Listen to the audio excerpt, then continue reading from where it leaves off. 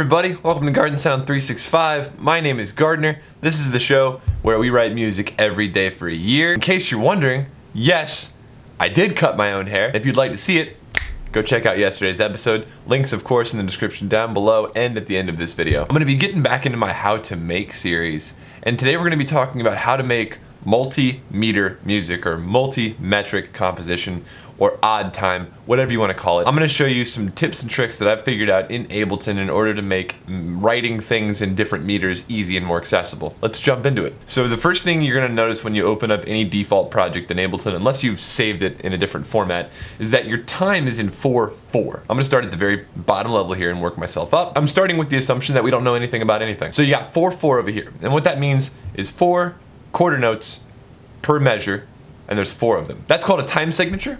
And time signatures in music are written this way. The top number is how many there are of the bottom number. Think of it that way. It's not a fraction. And when you're writing a piece of music formally on staff paper, you'd never put a bar between the two numbers. It's just written this way. So 4/4 means there are 4 quarter notes. So how many of what subdivision equals a measure, one over the other. In a default project in Ableton, the time signature is set to 4/4.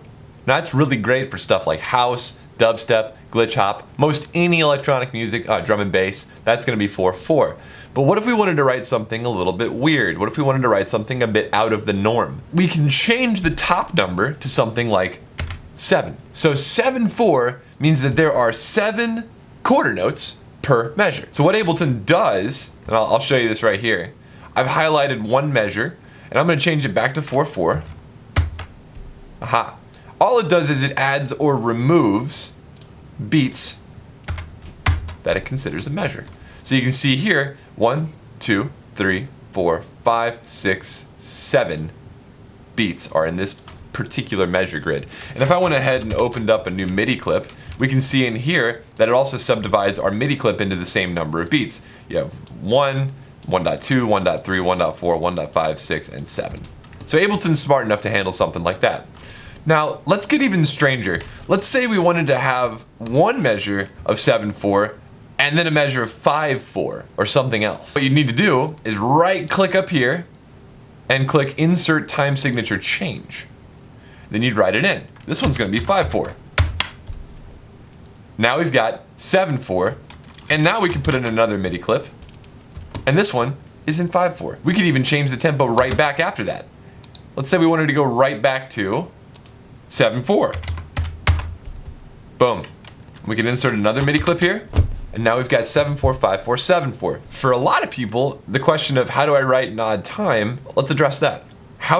So what do you write in odd time? How do you hear something in odd time? How do you even count that? So what we're going to do is change it back to 7/4 because I want to write something in 7 today. 7/4 can be broken or subdivided into 2 different meters depending on arrangement. You can have a meter of 4 and a meter of 3 because those combined would be 7. So you can count it like 1, 2, 3, 4, 1, 2, 3, 1, 2, 3, 4, 1, 2, 3, 1. You could count it that way. Or you could count it 3 and then 4. So 1, 2, 3, 1, 2, 3, 4, 1, 2, 3, 1, 2, 3, 4. I prefer the first way. So a measure of 4 and a measure of 3, you can combine those two together and you get 7. Now let's create a beat that sounds like that. Today's beat's going to be kind of short, but I am going to be giving this project file away to my Patreon supporters. So if you are following me on Patreon, if you're supporting me that way, you will get this project file and you can take it apart and mess around with it. What I'm going to do is start to build a composition. I got a couple of tracks out here in my drums color. And I'm going to loop one measure, put the metronome on, and using our 4+3 format, I'm going to build a beat. Just as an example. Your beat could be slightly different, but here's what I'm going to do. 3, 4, 1, 2, 3. All right. What might be helpful just to keep track of where we are is to have something that imitates this metronome, right? So beep, boop, boop, boop, boop, boop, boop, beep. Right? So the beep, the higher pitch, indicates we've started a new measure. So let's imitate that with some hi-hats. Just using generic samples here. All right, let's use this one. All right, so now we've got this.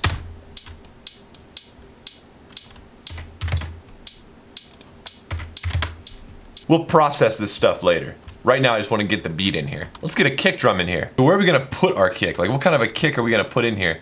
I want just kind of a thud. There's one I like a lot. So let me find that real quick. It's the J Dilla kick drum from this particular sample pack.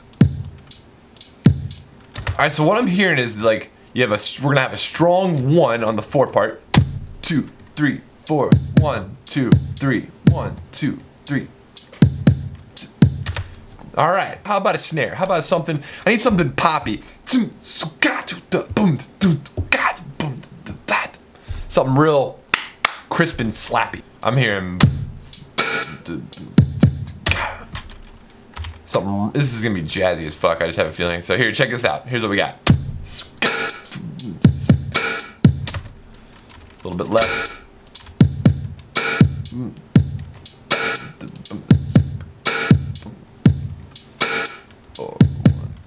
3, 1, 2, 3, 4, 1, 2, 3, 1.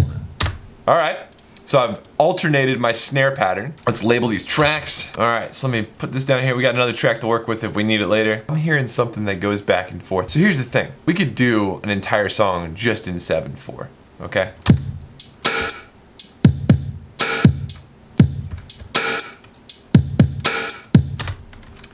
We could do that. Or we could write multimeter. So check this out. Here's what I'm hearing. It's a little bit different than what we've got on here. So I've got to change it up a bit. 5, 6, 1, 2, 3, 4, 5, 6, 7, 1, 2, 3. So we're going back and forth between 6 and 7. It's pretty cool. Combine those two together, you get 13, which is a prime number. Prime numbers fucking rule. So that's what we got now. So fuck normal. We're doing something cool. Now what? Well, I mean, the rest of everything else is the same. As long as you have a strong emphasis on your subdivisions, which we do. We have 1, 2, 3, 4, 5, 6. And then in the 7, we have 1, 2, 3, 4, 1, 2, 3. See? So we can clearly tell, our ears can tell, our bodies can move correctly. The rest of the rules are the same. The melody, harmony, everything else is the same. It's just the bar lines look funny. Here's the first problem you're gonna run into as you try to continue on with this track. If I go ahead and I'm gonna use Control D to duplicate, you'll notice that it duplicated, but the time signature changes didn't duplicate. And the reason for that is that Ableton can't do that.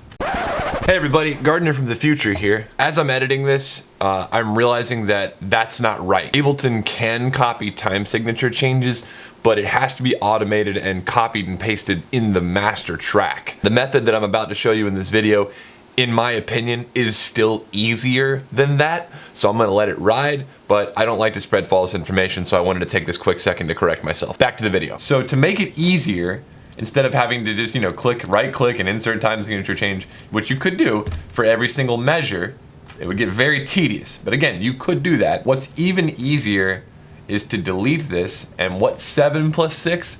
13. Change the entire song to 13/4. That way, when we duplicate that, it duplicates at the bar line. Which is why I sometimes write tracks in crazy times like 29/4. For instance, yesterday's track was in 29/4 or 29/8, depending on the subdivision you'd like to use. Anyway, so alright, so today's track is in 13/4. But really, we all know it's 6/4 plus 7/4. 4, 5, 6, 1, 2, 3, 4, 5, 6, 7, 1, 2, 3, 4, 5, 6, 1, 2, 3, 4, 5, 6, 7. Man, I'm hearing kind of a real jazzy kind of bass line. Boom, bat, boom, boom, boom, boom, bat.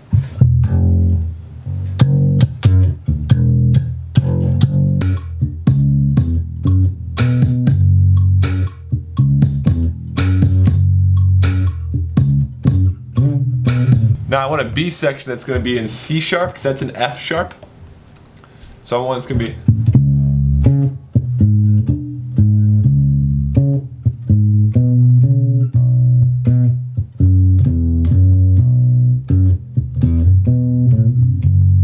Like a blues. So it's going to go to 5 and then 4 and back to 1. So it's going to be a blues. It's a really funky blues, but it's a blues. 9, 10, 11, 12, 13. Alright, so there you go. we've written a typical 12-bar blues in multimeter going between 6 and 7. So what I'm gonna do now is duplicate this, and I'm gonna add in a keyboard and a little bit of a keyboard solo, and then that's gonna be today's song. And remember, if you'd like to see how this works, if you'd like to open this project file and mess around with it, you're more than welcome to follow me on Patreon and you'll have access to this project file. From here on out, what I'm gonna do is just spice it up a little bit with some keyboards, a little bit of, I'm gonna use one of my keyboard plugins from Contact, but I'm gonna flatten it. So it'll be all audio samples, and a little bit of processing, and then we're done. So hope you've enjoyed today's tutorial. We've got another tutorial coming tomorrow, and another one coming on Tuesday. So a slam-packed week. Also, happy 4th of July to everybody, if I don't say so, on Tuesday. As always, my name's GARDNSOUND. See y'all tomorrow.